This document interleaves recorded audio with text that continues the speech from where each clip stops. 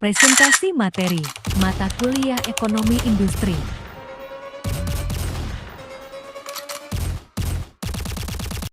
Assalamualaikum warahmatullahi wabarakatuh. Kami dari kelompok 9 akan mempresentasikan hasil kerja kelompok kami yang berjudul Effect of Market Force on Price and Efficiency, yang artinya kekuatan pasar dapat mempengaruhi harga dan efisiensi. Nah, pertama-tama untuk memulai presentasi kita kali ini, yaitu pertama-tama kita akan membahas mengenai market power yang akan dijelaskan oleh rekan saya, yaitu Zida Nabila Bililmi. Silakan. Hai, perkenalkan nama saya Zida Nabila Bililmi, mahasiswi semester 5, kelas 03, Fakultas Ekonomi, Universitas Bojonegoro, NIM 194. Nah, di sini saya akan mempresentasikan subbab pertama yang membahas tentang market power. Market power. Market power is an economic power that can affect the price level in a trading activity without any influence from the government. Great market power will be able to cause consumer dependent on the use of product produced by a company. Nah, dari slide yang pertama, kita akan membahas subbab yang pertama, yaitu kekuatan pasar. Apa sih kekuatan pasar itu? Kekuatan pasar merupakan kegiatan ekonomi yang dapat mempengaruhi tingkat harga dalam suatu kegiatan perdagangan tanpa adanya campur tangan dari pemerintah. Nah, kekuatan pasar yang besar akan menimbulkan ketergantungan konsumen terhadap penggunaan suatu produk yang dihasilkan oleh suatu perusahaan. Faktor shifting market power. Yang pertama ada number and size of companies. Yang kedua, elasticity of demand. Yang ketiga, product differentiation. Yang keempat, imperfection of information. Yang kelima, barriers to entry. Dan yang terakhir ada availability of substitute product and switching cost. Di slide kedua, kita akan membahas tentang faktor-faktor yang mempengaruhi kekuatan pasar. Apa saja faktor tersebut? Yang pertama, faktor yang mempengaruhi pasar yaitu jumlah dan ukuran perusahaan. Yang kedua, ada elastisitas permintaan. Yang ketiga, ada diferensiasi produk. Yang keempat, ada ketidaksempurnaan informasi. Yang kelima, ada hambatan masuk. Dan yang terakhir, ada ketersediaan produk pengganti dan biaya peralihan. Itu tadi faktor-faktor yang mempengaruhi kekuatan pasar. Market power effect. Yang pertama, ada decrease in output. The dominant firm can limit the product to increase the price of the product. Yang kedua, ada consumer get a higher price. A decrease in output raises the market price. Yang ketiga, lower price. Market forecasts are not necessarily bad. This is necessary for some industries that have fixed costs. Kemudian di slide ketiga ini saya akan membahas tentang efek dari kekuatan pasar. Kekuatan pasar mempunyai efek yang pertama, penurunan pengeluaran, yaitu perusahaan dominan dapat membatasi produk untuk menaikkan harga produk tersebut. Yang kedua, ada konsumen mendapatkan harga yang lebih tinggi. Penurunan output tersebut dapat meningkatkan harga pasar. Nah, yang ketiga, ada harga lebih rendah. Namun, hal ini tidak semuanya berakibat buruk, karena dalam suatu perusahaan ada yang membutuhkan biaya tetap. Next, untuk berikutnya yaitu materi financial influence yang akan dijelaskan oleh rekan saya yang bernama Diah Ayu. Saya persilahkan. Assalamualaikum warahmatullahi wabarakatuh. Perkenalkan, nama saya Diah Ayu Anggraini, NIM 224. Saya di sini dari kelompok 7 ingin menjelaskan tentang financial influence. Market forces can affect price, profit, innovation, equity, and other value. Not all monopolies earn high profit, depend on economy of scale, innovation, rise, and other factor. Jadi penjelasan di slide yang di atas ini itu menjelaskan tentang kekuatan pasar itu dapat mempengaruhi harga, profit, inovasi, ekuitas, dan nilai-nilai. Kemudian penurunan output menaikkan harga di pasar ini mengarah pada penurunan kesejahteraan ekonomi. Karena konsumen itu harus membayar harga di atas tingkat yang akan berlaku dalam persaingan.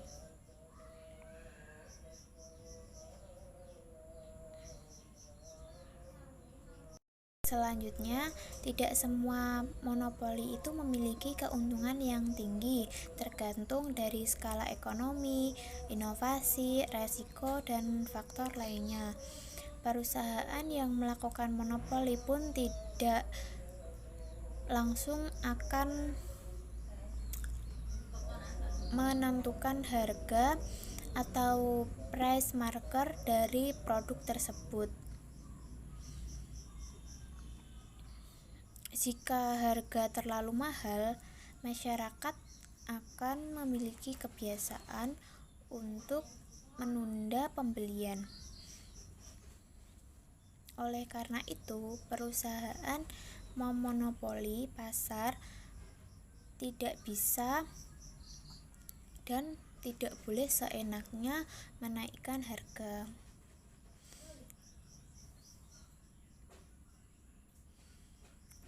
Perusahaan yang melakukan monopoli berasal dari badan usaha milik negara atau BUMN. Beberapa contoh badan usaha milik negara itu seperti Pertamina, PLN, dan PDAM. Ketiga perusahaan tersebut itu menjadi pemasok utama dari bahan bakar, listrik, dan persediaan air bersih masyarakat.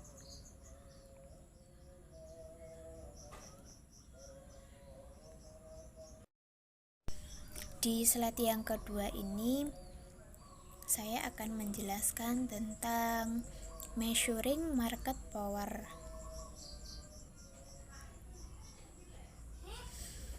One approach to measuring the market is the Lerner Index. This is to measure the extent to which price exceeds marginal cost. Rumusnya ini L sama dengan P dikurangi MC dibagi P. P atau price, MC atau marginal cost, E elasticity, dan L sama dengan Lerner. Nah, penjelasan di slide ini itu tentang mengukur kekuatan pasar. Salah satu pendekatan untuk mengukur kekuatan pasar itu biasanya menggunakan indeks Lerner. Hal ini untuk mengukur sejauh mana harga melebihi biaya marginal. Nah, rumusnya itu kan tadi L sama dengan P min MC dibagi P. Penjelasannya ini P sama dengan harga, MC atau biaya marginal, dan E elastisitas, dan L adalah Lerner. Nah, di slide selanjutnya ini adalah penjelasan tentang rumus. Di slide sebelumnya itu menjelaskan tentang the learner index has a value between 0 and 1, and in a perfectly competitive market, monopoly power is 0. L sama dengan 0 because in a perfectly competitive market, price equal marginal cost, P sama dengan MC, and the value of L is close to 1, so the monopoly power is getting bigger. Penjelasannya itu indeks Lerner memiliki nilai di antara 0 dan 1. Kemudian dalam pasar persaingan sempurna, kekuatan monopoli adalah 0 atau L sama dengan 0 karena dalam pasar persaingan sempurna harga sama dengan biaya marginal, atau bisa disebut P sama dengan MC. Yang terakhir ada nilai L mendekati 1 sehingga kekuatan pasar monopoli itu semakin besar. Next, dan berikutnya yaitu tentang price yang akan dijelaskan oleh rekan saya Intan Dwi Lestari. Silakan. Sebelumnya, perkenalkan, nama saya Intan Dwi Lestari, mahasiswa Fakultas Ekonomi semester 5 kelas 03 NIM 206. Di sini saya akan menjelaskan tentang price atau harga. Pricing goals atau sasaran penetapan harga. Yang pertama, the purpose of pricing atau tujuan penetapan harga. Yang kedua, determining market share atau menentukan pangsa pasar. Yang ketiga, increase profit atau meningkatkan keuntungan. Yang keempat, maintaining consumer loyalty atau menjaga loyalitas konsumen. Selanjutnya, price type. Subjective price. The price is determined based on someone's opinion on the market price of good or service to be market. Objective price. The price that has been agreed upon by the seller and the buyer in a transaction. Jenis harga. Yang pertama, jenis harga subjektif. Harga ditentukan berdasarkan opini atau opini seseorang terhadap harga pasar barang atau jasa yang akan dipasarkan. Yang kedua, harga objektif. Harga yang telah disepakati oleh penjual dan pembeli dalam suatu transaksi. Yang ketiga, cost of goods sold. The original price of a product before determining the profit. In the other words, a value issued by the manufacturer in making the product. Yang keempat, selling price, the cost of goods that have been paid by profit by the seller of producer. Yang ketiga, harga pokok penjualan. Harga asli suatu produk sebelum menentukan keuntungan, dengan kata lain, sebuah nilai yang dikeluarkan oleh produsen dalam membuat produknya. Keempat, harga penjualan. Harga pokok barang yang telah ditambahkan keuntungan oleh penjual atau produsen. Next, dan untuk berikutnya yaitu untuk slide yang akan saya jelaskan.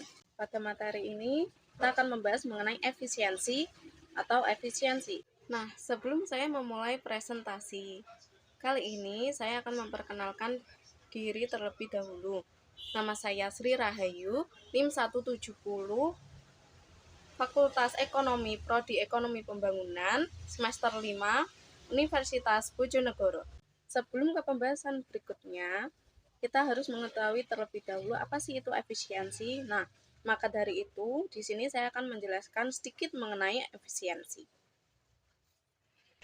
Di sini dijelaskan bahwa secara umum efisiensi memiliki pengertian yaitu suatu ukuran keberhasilan sebuah kegiatan yang dinilai berdasarkan besarnya biaya atau sumber daya yang digunakan untuk mencapai hasil yang diinginkan. Dan dalam hal ini semakin sedikit sumber daya yang digunakan untuk mencapai hasil yang diharapkan, maka prosesnya dapat dikatakan semakin efisien. Next, pada pembahasan berikutnya yaitu mengenai contoh salah satu efisiensi yaitu allocation efficiency, di mana allocation efficiency is using the elasticity of demand, price increases caused by market force, and the steepness of economics of scale. Nah, di sini dijelaskan bahwa efisiensi alokasi yaitu menggunakan elastisitas permintaan sebagai upaya dalam kenaikan harga yang akan disebabkan oleh kekuatan pasar dan juga kecuraman skala ekonomi. Efisiensi alokasi sendiri memiliki kejelasan bahwa bila semua sumber daya yang ada habis teralokasi, maka alokasi yang efisien telah tercapai. Sehingga masing-masing unit ekonomi dalam pasar pertukaran memiliki keunggulan modal awal atau endowment yang berbeda satu sama lain. Misalnya, endowment individu 1 lebih banyak pada barang 1, sedangkan individu 2 memiliki lebih banyak barang 2. Dan kondisi tersebut akan memacu masing-masing individu untuk membuat dirinya better off dengan melakukan perdagangan barang 1 dan 2. Pertukaran tersebut akan berakhir pada kondisi alokasi yang efisien, di mana tidak dapat lagi suatu individu mendapat utility-nya terhadap suatu barang atau better off tanpa membuat utility individu lain dirugikan atau worse off menurut Karim 2003 halaman 305. Next. Nah, untuk berikutnya kita akan menjelaskan mengenai studi kasus atau case study. Market strength of the financial performance of Islamic banking in Indonesia and Malaysia for the period 2010 until 2019. Indonesia and Malaysia the strongest Islamic banking in Asia because it has a large total assets.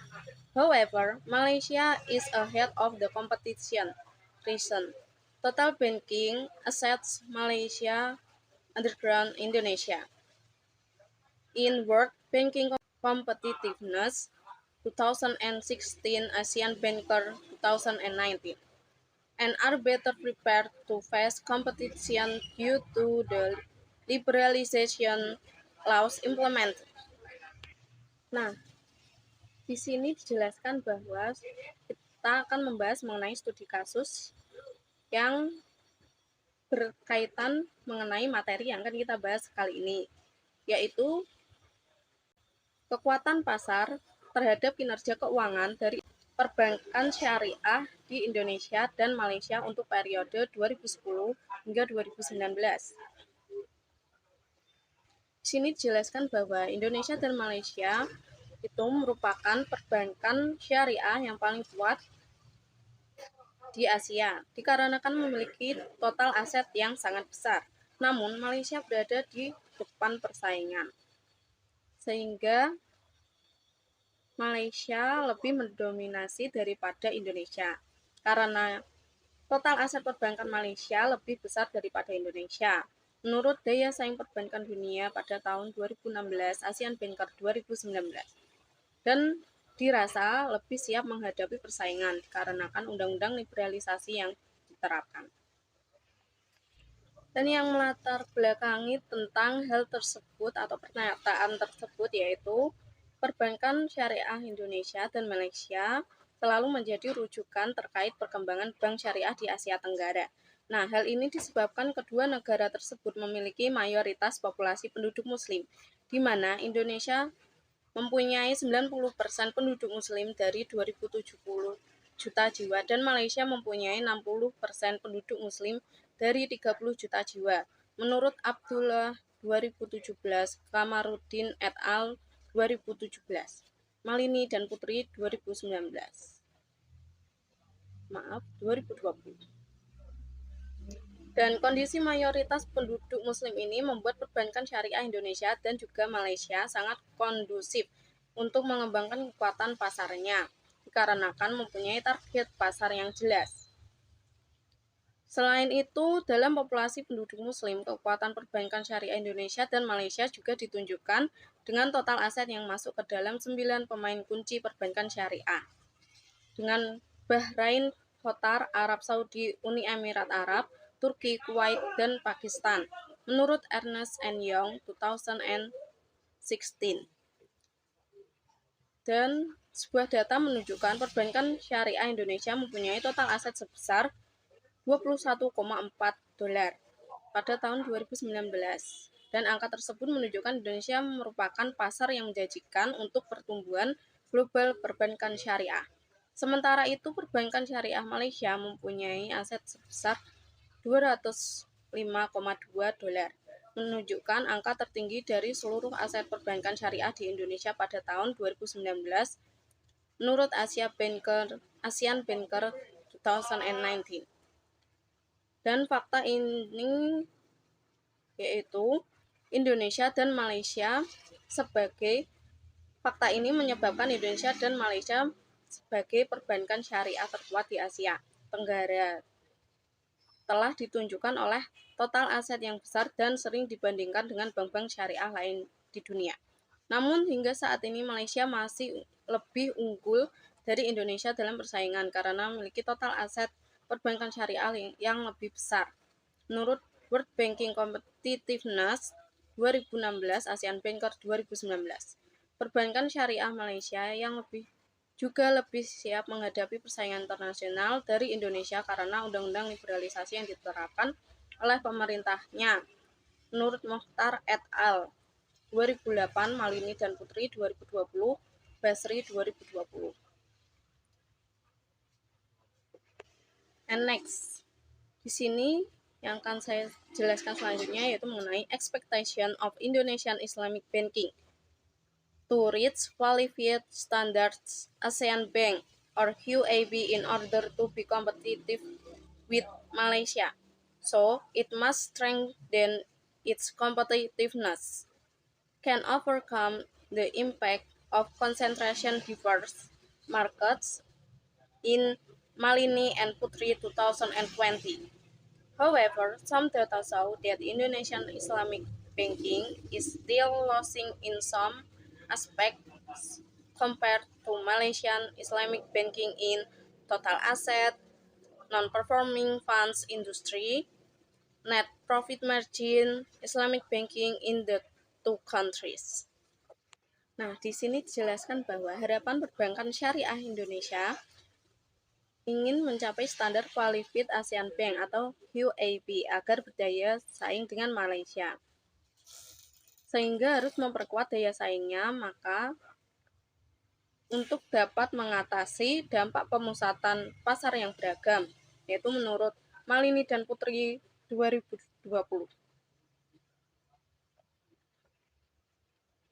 Namun beberapa data menunjukkan bahwa perbankan syariah Indonesia masih tetap kalah dalam beberapa aspek dibandingkan dengan perbankan syariah di Malaysia, yaitu dalam hal sebagai berikut, ada 4, yaitu total aset, industri dana bermasalah, margin laba bersih, dan perbankan syariah di kedua negara tersebut. Hal yang mendukung pernyataan tersebut yaitu pernyataan syariah Indonesia diharapkan dapat mencapai standar Qualified ASEAN Bank atau QAB agar dapat berdaya saing dengan perbankan syariah lainnya, di mana mempunyai QAB atau termasuk Malaysia. Menurut Nasri dan Nuraini 2019, Rahmat 2020. Bank-bank yang di sini diyakini bahwa bank-bank yang mempunyai QAB akan memiliki hak beroperasi di seluruh negara ASEAN dan melakukan ekspansi kredit, merger, dan konsolidasi. Menurut Suryasnia et al. 2016, Kemu 2017, Syadullah 2018, H. et al. 2019. Dan industri perbankan syariah Indonesia juga harus memperkuat daya saingnya untuk mengatasi dampak dari konsentrasi pasar yang beragam. Menurut Malini dan Putri 2020, beberapa data menunjukkan perbankan syariah Indonesia masih kalah dalam beberapa aspek dibandingkan perbankan syariah Malaysia. Hal ini dapat ditunjukkan oleh total aset non-performing funds, net profit margin industri, perbankan syariah kedua negara tersebut. Dan Gambaran kinerja total aset industri perbankan syariah Indonesia dan Malaysia. Total aset perbankan syariah Indonesia meningkat sangat pesat dari 36 miliar hingga 242 miliar pada tahun 2007 hingga 2015. Hal ini terjadi karena pada masa itu adalah fase awal kemunculan perbankan syariah Indonesia, menurut Sari 2016. Namun pada tahun 2015 hingga 2018 peningkatan nominal total asetnya tidak sepesat periode sebelumnya karena kondisi perbankan syariah Indonesia yang mulai mengalami beberapa permasalahan. Nah, permasalahan tersebut diantara lain yaitu permodalan yang kecil, biaya dana dan yang mahal, biaya operasional yang belum efisien, serta layanan yang belum memadai dan kualitas SDM serta teknologi yang masih tertinggal. Menurut Nugroho et al. 2017, Nurdin dan Yusuf 2020, Adi Nugraha dan Muhtarom 2021. Nah, hal tersebutlah yang menyebabkan sampai saat ini Indonesia masih kalah terhadap Malaysia. Sekian, terima kasih yang dapat saya sampaikan. Apabila ada kesalahan, dan semoga apa yang saya sampaikan dengan rekan saya pada presentasi kali ini bisa bermanfaat bagi kami semua dan penonton sekalian. Sekian, wassalamualaikum warahmatullahi wabarakatuh. Nah, itu tadi presentasi dari kelompok 9. Jika ada saran atau pertanyaan bisa dituliskan di kolom komentar di bawah ini. Sekian, bila ada salah kata mohon maaf. Wassalamualaikum warahmatullahi wabarakatuh.